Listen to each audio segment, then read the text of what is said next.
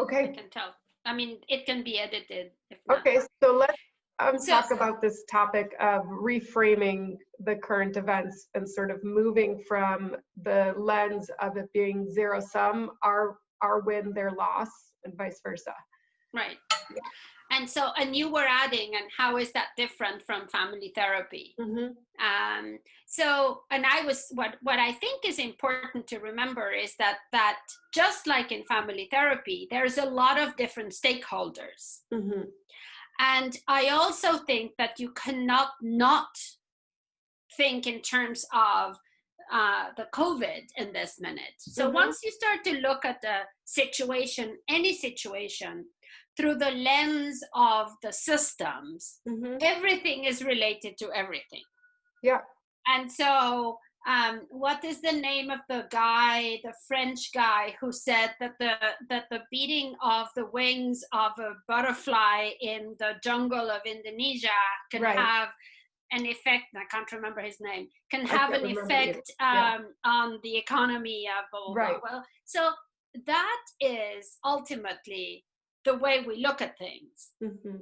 So let's start, and because it's a system, you can start with any of the stakeholders. Mm-hmm. I was also reading in the New York Times a couple of days ago that there's this thing called the thermostat effect that somebody seems to believe they just invented, but actually it's cybernetics, which Right. Bateson coined in the late 50s. Because so the thermostat effect has to do with the more right wing the people in the White House are and the Supreme Court, et cetera, the more the public opinion then sways to the left. Right. And so that then starts to explain the peaceful demonstrations that are taking place in support of the Black Lives Matter movement. Mm-hmm. So the more, which might not have been so obvious in a government that was more left-wing, to put it to my left, right, then the public opinion tends to go to the right. Right. Is that what Bateson called schismogenesis? Exactamente. Okay. Schismo, yes. What? Neither of us. Schismogenesis? Yes, something like that. Exactly. And it's it's also the way we then we talk about syndromes, to use the DSM-3, happening in a context. So you can't isolate one thing without looking at the system in which it happens, ever. Right. And so it's easy, though, I think right now, for a lot of people to get lost in the complexity, and with that comes sort of this sense of overwhelm and feeling almost hopeless, like you do when someone comes in for the first time for a session and they just unload so many pieces, which are there. Yes. But when we tap into this system and try to pay attention to all of the pieces, it becomes a closed loop, because you have so much insight as to why things are stuck. Correct. And so one thing that I think is great about the brief therapy approach is that we have to figure out, where are we motivated as a people to shift one of these pieces. And that is going to be different for different people. Right. So, and that doesn't mean that what interests you and your piece of the change is not going to have a beneficial impact on somebody else's piece of a beneficial statement. So when somebody with an eating disorder comes in, anorexia, bulimia, call it whatever you want, it's usually women, so I will say her relationship with food has a huge impact, not only on her own body, but on everybody around her. And so once you start to change the interaction between the context in which this eating disorder occurs and the ability of this person to have a different relationship with the food, that is going to have an impact on the bigger context. And you could argue that it's going to require less hospitalizations, which then has an impact on the hospital. It's going to have an impact on whatever job or schooling that person. So this is how all of these pieces interact. Right. And so from my point of view, what is happening with the here and now, so I've got a few ideas. It's never a zero-sum game. And right now, the larger world in which this is occurring is particularly in our country. I'm talking about the COVID and the protests. It's in the system of capitalism, which feels a little bit like it's making us choose between the economy being in trouble and people's lives being saved. So that is a little bit of a zero-sum game in which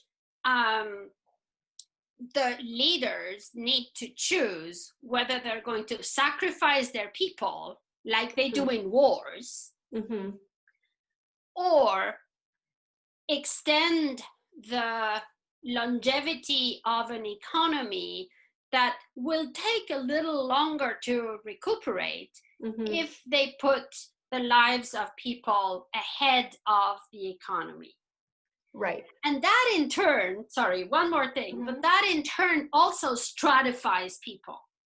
Because the people who will be able to stay home and not be as anxious in terms of where their next paycheck is going to come are the same people that are dictating the rules of that system continuing right now. And that, I think, explains somewhat the feeling of powerlessness of the economically disadvantaged people who also tend to be minorities. Now, I'm just going to leave it at that, because if you look at it in terms of economics, it's not just African Americans or Latinos.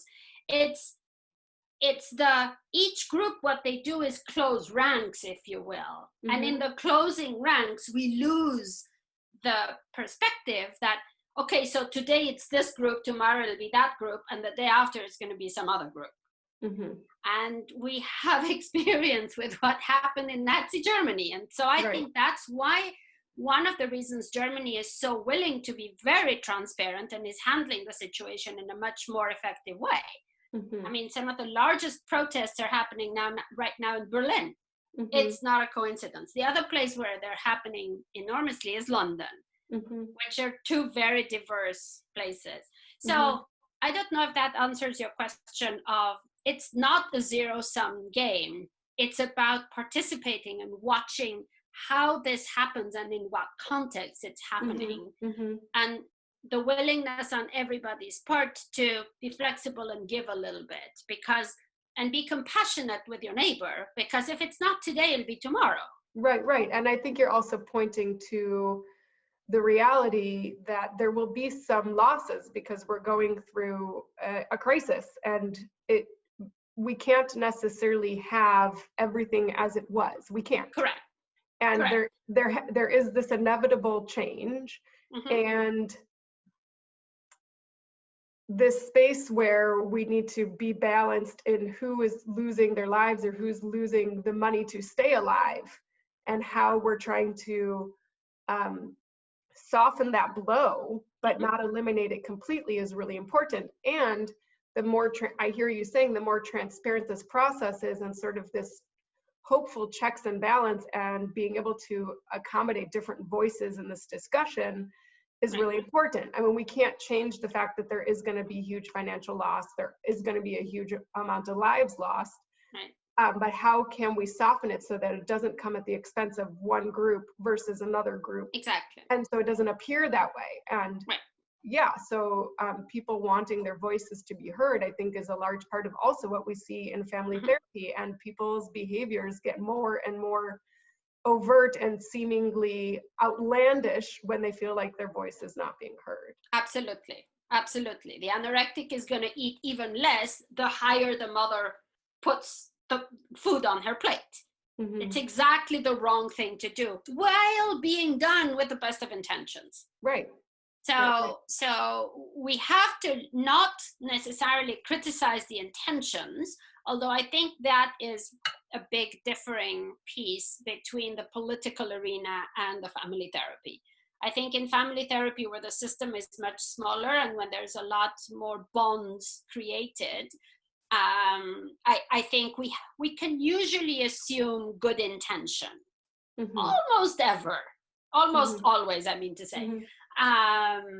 I'm not sure that much once you start talking about the economy and corporations and things like that, because they are not people. Whether the government would like us to believe that they are or not, corporations are not people. Right. I do, and I'm not arguing for this point or saying that I agree, but I do see the argument that when people feel like they have a very clear focus and they're creating money or jobs or whatever in their minds equals prosperity, that they can sort of see that as contributing in a positive way or a positive intention. Of course, it doesn't appear that way when they hoard. Somebody was telling me, and I don't remember who it was, so I'm not even trying to keep confidentiality, but there was like the head of one of these huge corporations that collects houses as a hobby. Yeah, I think that and they all sit empty. Yeah. Okay, there you go. Yeah. It's insane. I won't name the company, but right. Anyway. But then so my sister was talking about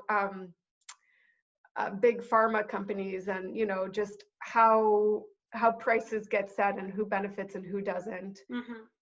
And this might be taking us too off subject, so redirect me if it gets too off, but this idea that how our insurance pays for medication and what they do or don't pay for impacts the price of drugs, and how our government supports research in drugs impact how much money corporations need to raise to research for drugs. Or apparently need to raise to research drugs. Right. And then the system check of what it takes to keep the FDA running. And then if we were to shift to a model where prices were much lower, let's say that, of course, that's the hope, then obviously the public would need to pay more. Our taxes would be higher if we look at countries that have more socialized medicine. And then there is some debate of how do we then influence our country to be more healthy so that we're not paying to continue with a country that has huge levels of obesity and addiction and unaddressed issues that will undoubtedly drive up the cost of every citizen to live here. So it's but then you have to include in that system the marketing of McDonald's as if it was an impunity to sell a huge Mac for $1. Right. Because you again know who's buying those as opposed to Right. So it's a whole thing. You bring in the education system, you bring in the health system, you bring in how the food industry. I mean, it's just a massive model when you're just talking about like lowering the cost of drugs. So I mean, it just. And if we bring all of that down to the anxiety that being quarantined basically is generating in a lot of us, again, I think the focus needs to be on transparency. Because we keep being told, oh, hold on, it's going to open. Hold on, it's going to go back to normal. And I think the use of that language is not useful in calming people down, because in the bottom of our hearts, we all know they're lying to us. Right. We know that as soon as things open, numbers spike. I mean, it's just happening with Texas, it's happening with Florida, it's happening in a few places in California. So we're back to how you use communication to create an environment of being calm or not being calm. Or probably, as Erickson would say, calm enough and flexible enough Correct. that you can move between those two pieces, because it's Absolutely. inevitable we're going to swing between those two places, right? And so it also seems to be true that you can go out if you wear your mask, you wash your hands, you keep the social distance. That seems to more or less work as well. Right. So if you go to your friend's house and you go in through the side gate and you wash your hands when you get in because you've touched something, and you sit apart, you can socialize. So it's possible. So it doesn't, so slowly we're adapting to what can be done. Of course, when winter comes and it's raining, you're not going to want to sit outside. So the numbers are going to either you're going to go back to being reclused in your own house, or you're going to expose yourself to higher chances of getting the virus. And all of that is going to change once we have a vaccine. So it's a matter of being patient, unfortunately. Well, yeah, and you're right. Yeah. And I think also a big part of it right now is, like you said, how to work through the pieces that are arising because of these hard choices that people have to make. And trying to be transparent about, we're making a sacrifice for this, but we don't want the sacrifice to come fully at this expense. So we're choosing this direction, knowing there may be some losses here, there may be some losses here, but here's the thread that is most important right now. And being able to make those decisions constantly, really. And exactly. And so to be able to change decisions, depending on the changing. And so flexibility and keeping an eye on each situation as an individual situation, as opposed to trying to invent protocols of we're all going to do this, we're always going to do that, which is ultimately what separates us as the problem-solving breed therapy from lots of other ways of doing therapy and lots of other ways of looking at the world. Each situation is its own best explanation. And while it may take a little while longer to get to what the concern is at the beginning, if the consultant is, or the therapist is open enough and curious enough, I love that word, because you got to listen to what hurts in each individual situation. And then getting to a solution is, ironically, relatively simple. But it's the emphasis on, let me listen to what hurts you, as opposed to what I think should be hurting. Let me not put you in the box of a diagnosis. Let me not put you in a box of how you should be feeling about any given situation. Let me listen to what is going on for you. So that's how we are different. So is that what humanity is being called to do right now, if we were to get esoteric? Because I don't think the world wave has been moving in that direction, because we've been moving into globalism and monstrosities and identifying as these, as nationhoods have become more and more polarized over the last 30 years in terms of what they stand for. Right. But so look at who is managing to stay with the COVID and to stay with the current situation. The smaller countries who have the ability to be more flexible and move are the countries that have smaller populations and that are more willing to, are in great measure, have taxed their individuals higher so that they have the funds to be able to move in a more practical way. I mean, we can look at Iceland, we're looking at New Zealand, these smaller countries. Canada is doing better than we are right now. I mean, we are doing by far the worst. And in part that is because of the lack of leadership from the top. So we're built as a pyramid. I would argue that we have leadership. It's just not inclusive, flexible, or responsive.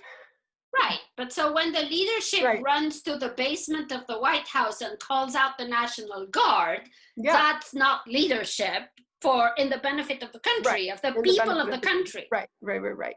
Yeah, no, I think, you know, like you said, when it's like the pursuant distancing interaction, and when he's running away, the country's pursuing, because it's like, we need more. This is not working. Right. But on the other hand, I mean, thank goodness we live in California, and our Governor Newsom has been amazing. So people will follow a good leader, is what it comes down to. Right. In the same way as if you are a therapist who decides, or consultant who decides to listen to what the concern is in a respectful way, people will follow. And it's not up to us to tell people how to live their lives. Right. Everybody knows best how to live their lives, or they think they do. They may change their mind down the line, but for the moment, when they're asking for help, they think they do.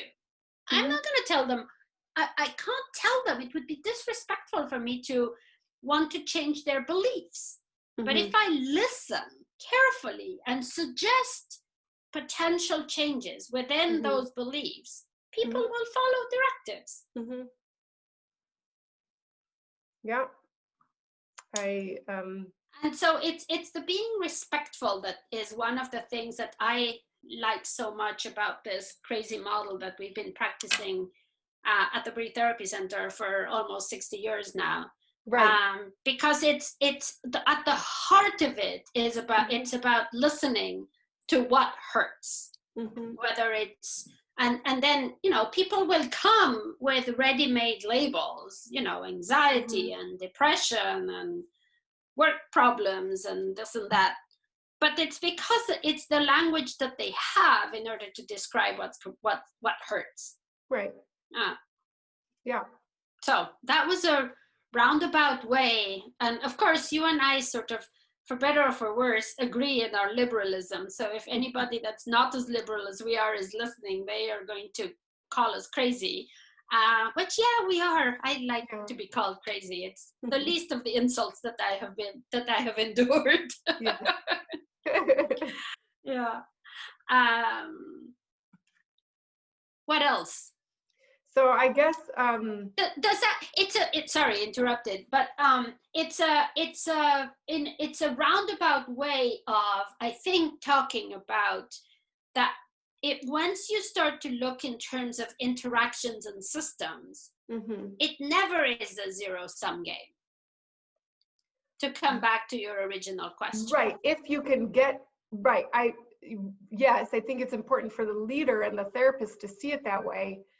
And when people come oftentimes presenting a problem with the ready-made label description of what's happening, it is often framed in a zero-sum game. Absolutely. And part of our job is to help people peel apart the descriptions and the pieces where the nuances become clear enough that choices can be made in a more constructive direction. But like you said, it takes transparency. It takes calling out and sort of having this meta communication about interactions and the impact that each person has on the other, so you can start to see things in a less polarizing, less limited, and black and white. Less black and white, and without this vision of, you know, huge lack where, you know, there's no way out.